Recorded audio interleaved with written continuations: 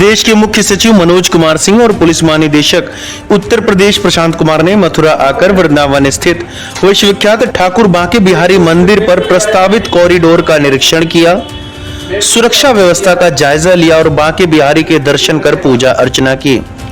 आपको बता दें कि हाथरस में भोले बाबा सत्संग के दौरान भगदड़ की घटना को प्रदेश के मुख्यमंत्री योगी आदित्यनाथ ने गंभीरता से लिया है। सावन मास में बांके बिहारी के दर्शनों के लिए देश विदेश से भारी संख्या में श्रद्धालु दर्शन करने आते हैं। वहीं मुड़िया पूर्णिमा का राजकीय मेला भी तैयारी का जायजा राज्य सरकार के दूतों ने लिया। कहीं पर किसी प्रकार की गंभीर दुर्घटना ना हो, इसके लिए सभी संबंधित अधिकारियों को बैठक कर दिशा निर्देश दिए। दर्शन के लिए 7 से 10 लाख लोग एक दिन में जो पीक डेज होते हैं उसमें आ रहे हैं। तो आपने देखा आसपास सकरी गलियां हैं और 3 जगह से 3 दरवाजे आने के हैं और 2 से एग्जिट है बाहर निकलते। तो माननीय मुख्यमंत्री जी की यही चिंता है कि इस भीड़ को कैसे व्यवस्थित करके और सभी लोगों को दर्शन की व्यवस्था बनाई जाए। इसीलिए मैं और डीजीपी साहब यहाँ पर आए हैं और सभी मंडल स्तर के और जनपद स्तर के अधिकारियों के साथ वहाँ पे हम लोगों ने उस क्षेत्र का दौरा किया है और पार्किंग वगैरह भी इसके बाद हम लोग देखेंगे।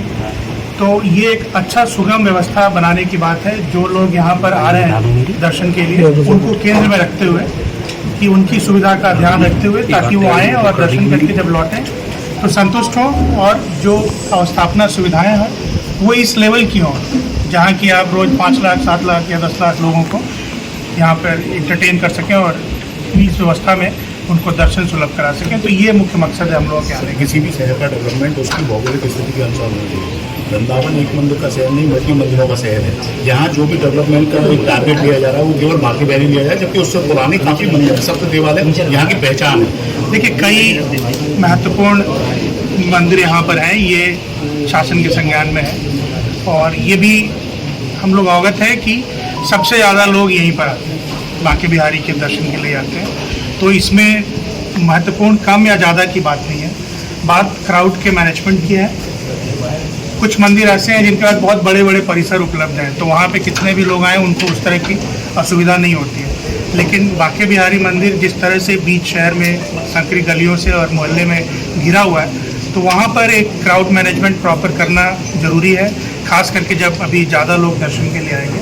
तो ये मकसद है आने का, बेटर इंफ्रास्ट्रक्चर डेवलप करना और लोगों को अच्छी सहूलियत हो दर्शन करने में, ये व्यवस्था बनाना। सर बाकी के कॉरिडोर को लेकर के कुछ आगे का प्लान नहीं, उसके बारे में आज ऐसा कुछ नहीं था। आज